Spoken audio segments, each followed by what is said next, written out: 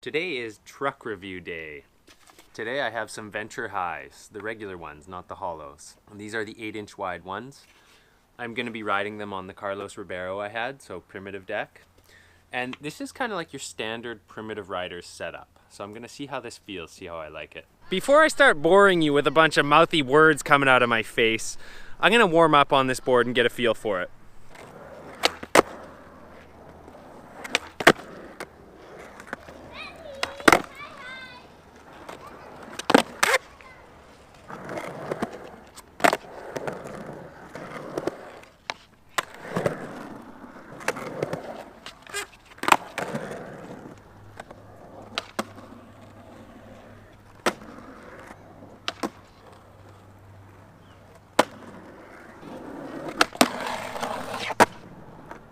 The sun came out and all of a sudden it's hot.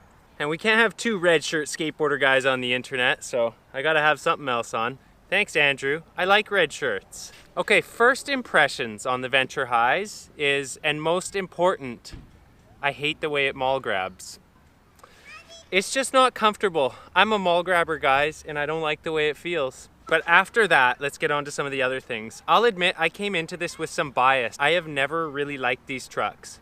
But my very first impressions are actually quite enjoyable. I think this combination of the primitive deck and the Venture Highs is feeling pretty good. It's got a really nice manual point.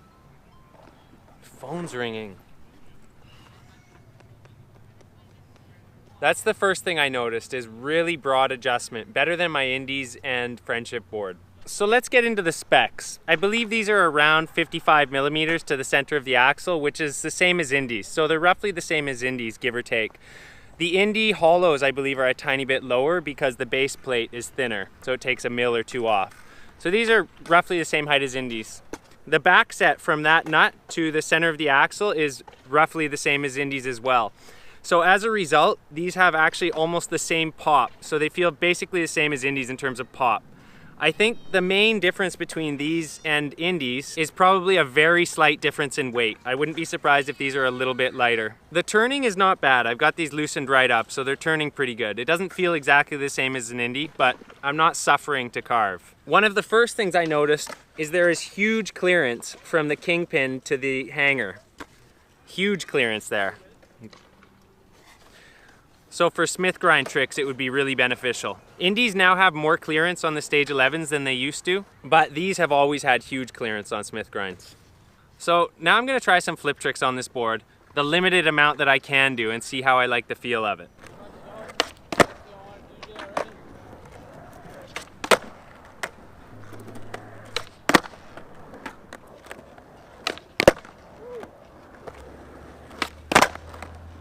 Let's see if the knee and ankle are good enough for a 3-flip.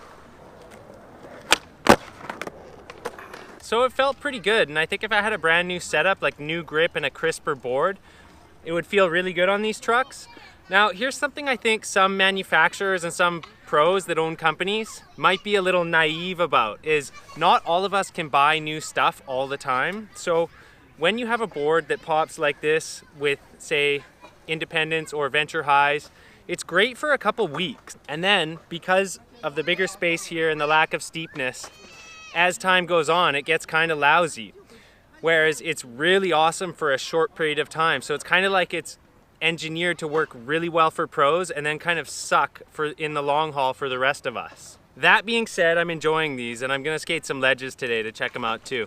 Let's give them a try on this pointy metal ledge. Now I'm interested to check out the Kingpin Clearance on a Smith grind.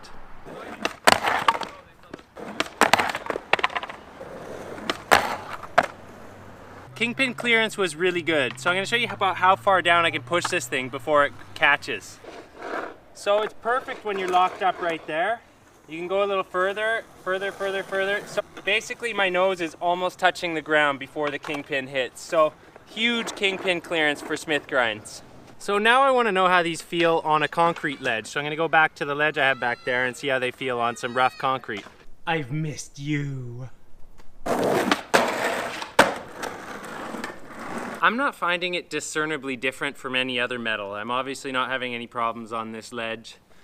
The one thing I would say is, even though these have roughly the same specs as Indies in terms of height and width, somehow they feel higher, and I feel like when I try and do something, like I kept locking up on the Smith grinds and actually wanting to fall off.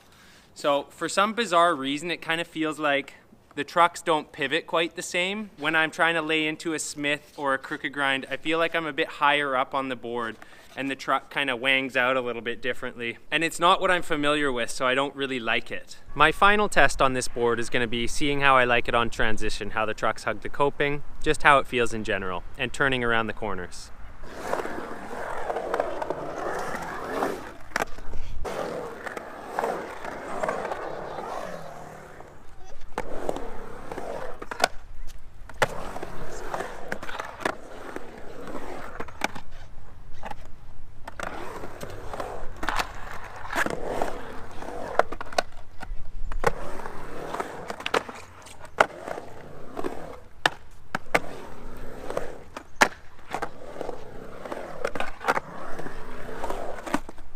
It's not bad. Let's do the Smith grind test.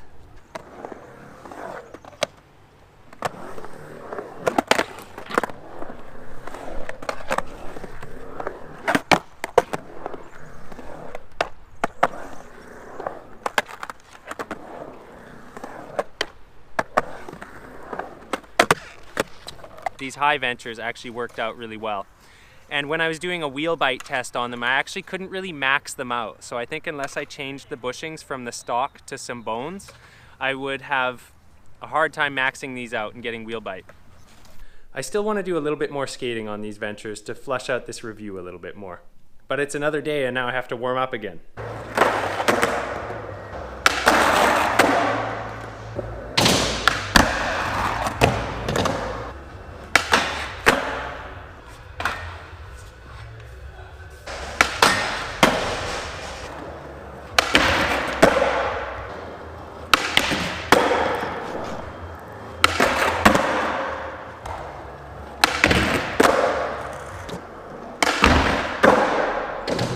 I haven't tried skating the flat bar on these trucks yet.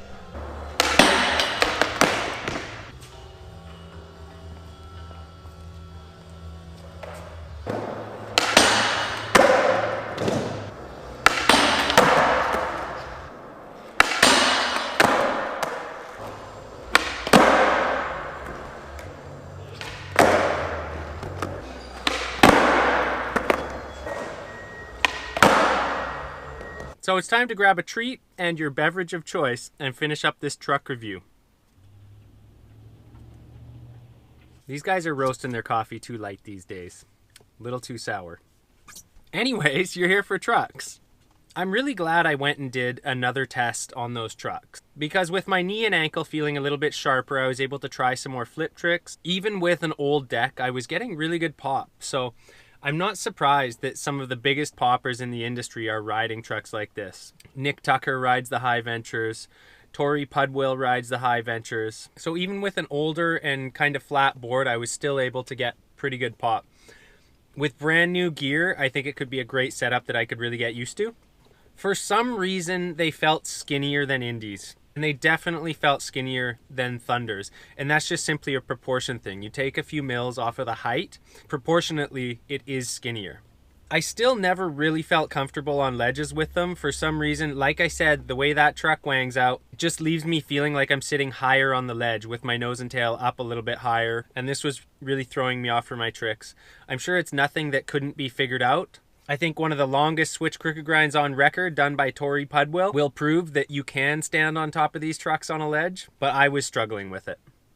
I can definitely see why people favor these trucks. They have a light poppy feel. They don't have that responsive feel like Thunders that make your front of your board feel a tiny bit heavier, and that feeling is my preference, but I could get used to these. On coping, they felt fine. I really never struggled with any of my Smith grinds, backside 50-50s. My flip tricks all came to me really quickly. They were pretty on point and I wasn't struggling. I think it would be really interesting to try the wider ones, the ones that are 8.5 inches wide on a bigger board. I think the proportions for those would actually start to work really well. I think generally they're actually very similar to Indies, with maybe a slight difference in turning and a slight difference in how they sit on a ledge, and also probably a few ounces lighter. Have you guys noticed my muffins getting smaller? So last but not least, but this is really the deal breaker here for me. Until you guys at Venture can get a solid mall grab truck, I don't think I can ever ride these. You guys have to take away a little bit of material here, and then it's going to feel a little more dainty and nice feeling in my hand. Poor mall grabability is definitely the worst feature of these trucks. And until you guys solve that, I'm sticking to Indies and Thunders. On that note, it's time to finish my coffee and muffin. And I hope you guys found this review useful if you're planning on getting a set of Venture highs, or whether you want to just stick to the trucks you're used to. I can't wait to do another truck review, but it's going to be a little bit. And in the meantime, I'll try and find some time to get some tutorials out for you guys. But if you notice, the weather's turning here. And until next time, this is Ben DeGrow, your skateboard overthinker.